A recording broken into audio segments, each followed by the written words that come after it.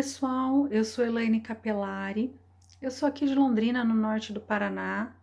Eu sou advogada de uma empresa estatal aqui do município de Londrina, a Companhia de Tecnologia e Desenvolvimento. E nessa live eu gostaria de estar conversando com vocês um pouquinho sobre práticas de governança e compliance nas empresas estatais como ferramenta para o enfrentamento da pandemia por Covid-19.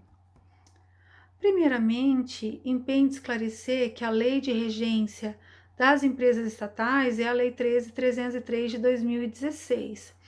Essa lei, ela dispõe sobre o Estatuto Jurídico das Empresas Públicas, da Sociedade de Economia Mista e suas subsidiárias, no âmbito da União, dos Estados, dos municípios, do Distrito Federal. Ela é conhecida como Lei das Estatais, Estatuto das Estatais, né? E ela traz no seu bojo uma série de recomendações ao gestor a adoção de políticas e práticas de governança corporativa. Mas, Elaine, o que seria a governança aí no setor público? Bom, em uma breve síntese, né? A governança no setor público, ela compreende essencialmente os mecanismos de liderança, estratégia e controle que são postos em prática para avaliar, direcionar e monitorar a atuação da gestão com vistas à condução de políticas públicas e à prestação de serviços de interesse da coletividade, da sociedade. E diante desse fenômeno, né, que se projeta com uma severidade inegável, de amplitude global, afetando aí irradiando seus efeitos para o campo social, para a saúde da população, né? É mais que inegável que afeta também o ambiente de negócios. E como uma consequência e resposta à severidade dessa crise promovida pela pandemia, estão sendo adotadas medidas que visam a alteração de estruturas regulatórias e o advento de um inédito conjunto de normas para regular a atuação estatal em relação aos agentes privados. É mais que evidente que no campo, seja no campo normativo ou negocial, a pandemia é assumida como um verdadeiro desafio que é imposto a muitas empresas, pois elas deverão adequar os seus negócios a essa nova realidade, né? Como, por exemplo, buscar repactuar os seus contratos, estabelecer novas formas de trabalho, fortalecer seus parceiros comerciais, né? E começando aí, cita-se como uma medida regulatória implementada nos tempos da pandemia, a medida provisória 931 de 2020, dia 30 agora de março. Essa medida traz inovações que podem ser importantes para a administração societária. Claro que devem ser usadas dentro do crivo da governança e do compliance já estabelecidos pelas companhias. Entre as principais alterações da MP 931, eu destaco a possibilidade da SA, cujo exercício social tenha se encerrado entre 31 de dezembro de 2019 e 31 de março agora de 2020, fazer a sua Assembleia Geral Ordinária no prazo de 7 meses contados do fim do seu exercício social. Ou seja, houve uma prorrogação, era para ser agora em abril, para que as empresas se adequem a essa nova realidade, né? Outro fato importante, mas que não é tão novo assim, é o fortalecimento da regulamentação para a realização de assembleias digitais. A instrução 561 de 2009 da CVM já previa que os acionistas de uma sociedade por ações pudessem participar das assembleias presencialmente à distância através do boletim de voto, né? Porém, não dispensava a realização da assembleia presencial.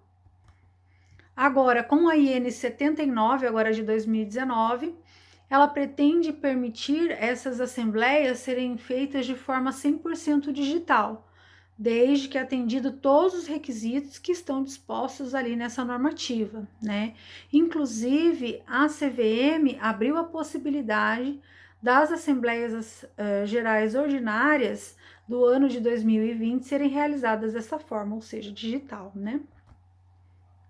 Bom, entrando mais para a área de compliance, nós temos aí um cenário que é inegável que as empresas encontrarão um ambiente econômico instável, repleto de desafios para a manutenção das suas atividades, né? Medidas excepcionais adotadas por autoridades públicas e por gestores públicos, somadas à incerteza do ciclo econômico que começou agora com a pandemia, têm o potencial de impactar os mais variados segmentos empresariais, né? Com efeitos que vão impactar, vão afetar, né, as mais diversas fases aí da sua cadeia produtiva para o oferecimento aí do seu bem ou do seu serviço à coletividade. Por exemplo, vão ter dificuldade de encontrar os seus insumos, muitas empresas não retornarão. Nós estamos verificando aí restrição, barreira restritiva entre estados, ou seja, porque esses insumos são importados e não estamos recebendo esses insumos, os países também que são responsáveis pela sua fabricação não estão fabricando. Então, N variáveis nós teremos aí nesse momento de pandemia a se levar em consideração, tá? E é nesse momento de incerteza que faz-se necessária, inclusive por muitas vezes faz-se necessário também um incremento de boas ferramentas de governança e de compliance. Eu cito como ferramenta aí de enfrentamento a revisão da matriz de risco, tá? De modo que a alocação dos recursos da empresa possa considerar preventivamente a possibilidade e o impacto de possíveis eventos indesejados advindos da conjuntura atual. Nessa direção, é muito possível que seja necessário repensar conceitos apresentados em treinamentos anteriores ou já previstos em código de conduta e readaptar as rotinas internas, né? Como nós temos visto aí, os fluxos de trabalho, né? Eles foram impactados. Muitos dos colaboradores estão trabalhando em home office, né? O código de conduta da empresa não contemplava isso, não tem uma regra, uma normativa sobre isso. Como fica, por exemplo, a aplicação de medidas disciplinares por descumprimento de alguma normativa? Como que fica, então, o controle de desempenho desse empregado? Como é que ele vai ser monitorado? Ele tem condições de prestar o seu ambiente residencial? É apto a ele desempenhar a sua função com dignidade? Há alguém atento à política de recursos humanos ligada à ergonomia, se ele tem um ambiente com luminosidade correta, enfim. Há uma série de variáveis que, dentro dessa revisão da matriz de risco, o compliance officer, o gestor de governança, pode traçar e levar à alta diretoria proposta, junto com o seu departamento jurídico e as demais áreas pertinentes da empresa, propostas de implementação, sim, de medidas que vão contemplar a situação atual e visam também mitigar problemas futuros, Porque muitas vezes uma medida imediata pode gerar reflexos a médio e a longo prazo não esperados pelo gestor e que não vão ser bons nem economicamente, nem juridicamente para a sua companhia, tá? Outra ferramenta importante é a manutenção do canal de denúncia. O canal de denúncia, geralmente nas empresas públicas, é feito por uma consultoria, Ela é imparcial, mas ela é tratada no âmbito da empresa, então essa denúncia ela é registrada, processada, autuada, e verificada a sua veracidade e possíveis providências. Então, é um canal importante tanto para a sociedade quanto para o empregado, para ver se o gestor não está praticando alguma arbitrariedade, para um mecanismo aí de transparência, um mecanismo aí também para que o gestor fique atento a possíveis irregularidades que estejam, que possam estar acontecendo dentro da sua companhia, tá? É importante também frisar, como a gente já tinha falado anteriormente, a política de integridade da empresa, um comportamento ético, não é porque nós estamos trabalhando em home office que podemos deixar de seguir aquilo que foi pactuado com a empresa no Código de Conduta de Empregados ou então no Código de Conduta de Fornecedores, tá? Outra dica interessante seria a criação de comitês de crise para tratar essas medidas excepcionais e esse boom de regras e normas que estão surgindo no momento. Há regras da vigilância sanitária, normas do município, normas do estado. Então, há uma série de ajustes que devem ser feitos, medidas de distanciamento, de asepsia do local de trabalho. Então, esse comitê ele vai estar focado em adequar a empresa e verificar todas essas medidas pactuadas, até as que foram revistas na matriz de risco, se elas estão sendo cumpridas regularmente, documentar cada uma delas, não é verdade? Por isso, alguns doutrinadores e alguns estudiosos dessa área da governança e do compliance têm orientado que esse comitê seja composto por membros da governança, do compliance e também do jurídico, para estar protegendo a empresa nesse momento, né? Porque com certeza as empresas vão ser alvo de fiscalização dos órgãos fiscalizadores, né? Então faça importante que esse comitê, faça necessário que esse comitê esteja atento para proteger a sua empresa, proteger também o seu colaborador nesse momento aí de crise. Né? Vamos falar agora um pouquinho do relacionamento com terceiros, né? Os parceiros comerciais, os contratos que nós temos, contratos administrativos com fornecedores, tá?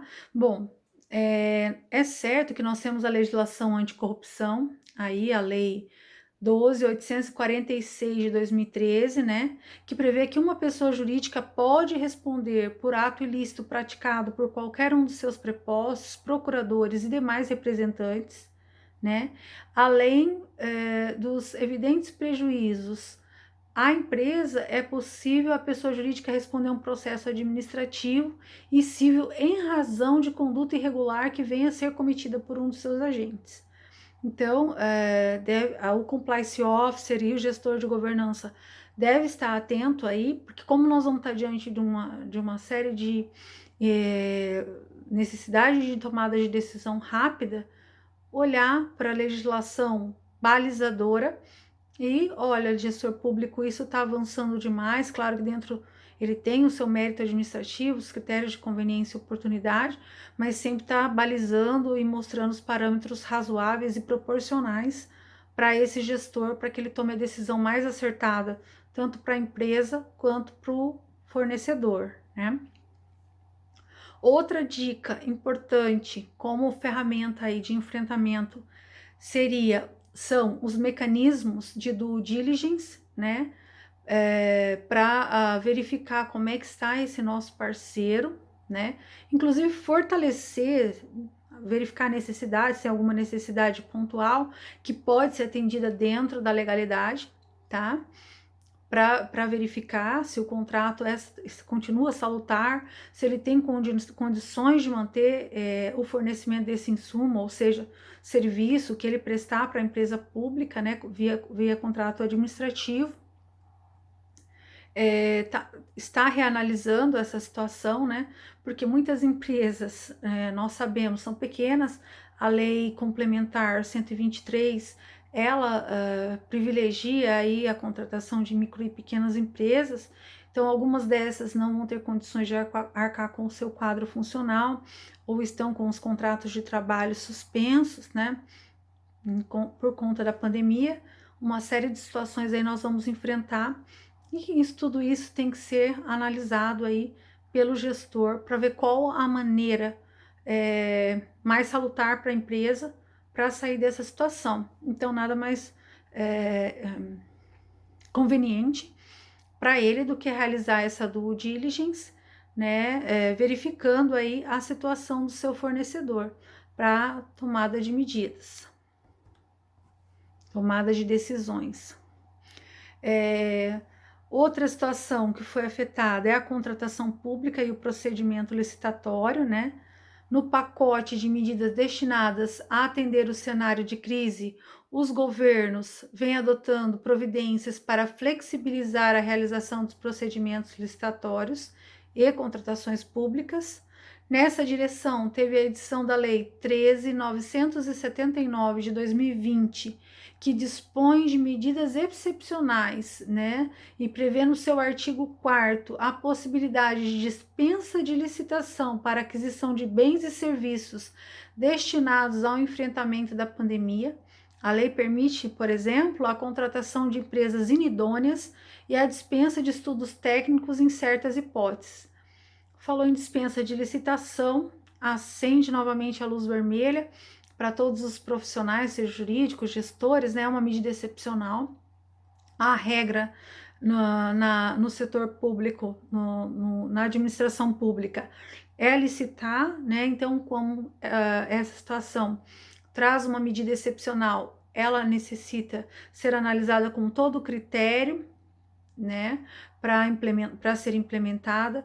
Eu particularmente recomendo aos gestores públicos e aqueles que estão envolvidos com a governança e com o compliance, a documentação de todas as medidas excepcionais com todo o critério, buscando justificar o porquê da adoção daquela medida excepcional, seja porque não tem aquele insumo, seja porque é necessário e há uma escassez no mercado, buscando sempre manter os parâmetros que a lei de regência, que é a 13.303, traz para essas situações de excepcionalidade, ou seja, para dispensa, inexigibilidade de licitação, lá no seu artigo 29, 30 e 31.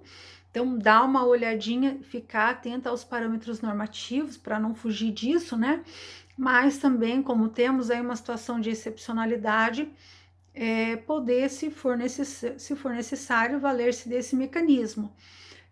Nós vemos aí na mídia, não, claro que não na administração indireta, mas na administração direta, alguns gestores públicos, algumas autoridades públicas abusando um pouquinho, comprando aí insumos com preços fora da realidade, não obedecendo aí o critério de proporcionalidade e razoabilidade, né? Então, vale observar aí com cuidado essas exceções à obrigação de licitar, tá? Sempre praticando o ato de forma motivada e documentada, para que nesse período, se houver algum questionamento posterior pelo Tribunal de Contas, que é quem nos fiscaliza, né? Esse gestor possa apresentar esses documentos e a fundamentação, o que motivou ele a tomar essa medida excepcional. Bom, assim é recomendável a adoção de certas cautelas para que se verifique as formalidades e os ritos adotados no âmbito administrativo e observem os critérios e se a situação concreta, ela se amolda às hipóteses de dispensa e inexigibilidade de licitação, como a gente já havia falado. Impende recordar que o ambiente de crise é um componente facilitador para a prática de irregularidades e não observância de regras. Portanto, porque os gestores, eles estão sob alta pressão, né, do Poder Executivo, eles estão sob alta pressão para tomar a decisão mais rápido possível, né, haja vista as empresas privadas não estarem submetidas aí aos ditames da legalidade, elas podem reagir de forma mais rápida. O gestor público, ele precisa observar a legalidade, então essa resposta é um pouco mais lenta, gerando um pouco de ansiedade e até uma sobrecarga ao gestor, mas isso não justifica os profissionais da área de compliance e de governança e os profissionais jurídicos, né, os advogados das empresas que compõem o corpo jurídico, deixarem de alertá-los das balizas legais e dos parâmetros que eles devem observar na sua tomada de decisão, né? Observando aí os critérios de conveniência e oportunidade, mas dentro da razoabilidade e da proporcionalidade. Bom, no mundo pós-crise, a política de compliance e governança corporativa, ela deve ser evidenciada, né? Nós vamos ter aí uma série de situações que nós vamos enfrentar.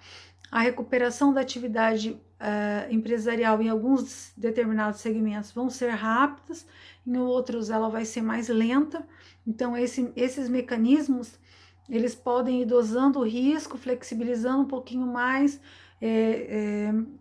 demonstrando um pouquinho mais de riscos em outras situações, né? Olha, essa situação pode impactar a médio e longo prazo dessa maneira, se não nos atentarmos a esses requisitos agora e nos precavermos para o pós-crise, dentro da matriz de risco, como nós já havíamos falado, né? É natural e esperado que a alta administração da empresa, seus acionistas e os variados departamentos da organização busquem essa retomada dos negócios, e nesse contexto caberá aos responsáveis de políticas de compliance e governança a adoção de medidas simplificadas e céleres para garantir a manutenção da cadeia de produção da organização, sem prescindir de critérios mínimos que afastem o risco da integridade. Então, já foi feita uma revisão aí do Código de Conduta, partindo desse princípio, né? Que já foi feita do Código de Conduta de Empregados, Código de Conduta de Fornecedores, naquilo que foi possível. Flexibilizou-se para que naquele momento de crise a empresa enfrentasse. Passando esse momento, recebendo o fôlego, volta-se novamente a analisar qual norma nós vamos trazer, qual nós vamos simplificar para poder voltar a crescer, qual nós vamos continuar mantendo aí como um risco alto a ser, com medida a ser adotado. Por quê? Para que o gestor tenha aí um caminho seguro a trilhar, a tomada de decisão seja com base em dados mais seguros para ele ter uma decisão mais assertiva, tá? As atividades da empresa durante a pandemia também serão objeto de análise por acionistas, investidores e demais stakeholders, né? Vale lembrar que na hipótese de irregularidades e inconformidades durante a crise, além das inevitáveis e indesejadas consequências jurídicas, será relevante o prejuízo reputacional junto à própria sociedade e aos parceiros de negócio. Então tá todo mundo de olho, né? Todo mundo espera essa lisura das empresas estatais, espera que ela preste um serviço com transparência, primando pelo interesse público, pelo cuidado com a coisa pública, com o dinheiro público, né? E os seus colaboradores tendo a certeza de que trabalham numa companhia que faz o melhor tanto para a sociedade quanto para o bem-estar daqueles que estão se dedicando ali profissionalmente para que o negócio dê certo, né? Nessa direção, faz-se oportuno o preciso registro das operações e providências realizadas nesse período e eventual transparência de certas ações adotadas pela empresa. Vemos aqui a seguinte situação: empresas, por exemplo, que têm o seu capital aberto e estão na Bolsa de Valores, é necessário esse momento ser transparente, porque ela tem gastos extras com essa colocação de empregados em home office, a queda no seu faturamento, né? Em muitas empresas, como por exemplo as empresas de telecomunicação, não podem suspender o serviço, estão tendo que manter telecomunicação, energia elétrica, estão tendo que saneamento, né? Estão tendo que manter o seu serviço mesmo sem estar recebendo, as pessoas inadimplentes estão recebendo aí, os seus serviços são mantidos, então tudo isso tem um impacto, e essa política de transparência para a coletividade tem que ser implementada através dos sítios da empresa, né? Tem que se primar nesse momento pela transparência e a divulgação desses números, desse impacto da crise nos seus dados financeiros. A pandemia por Covid-19, ela não respeitou fronteira geográfica nem cultural, né? Ela tem severos efeitos nas relações negociais e no setor produtivo, além de alterar substancialmente as regras e princípios para o exercício de determinadas atividades.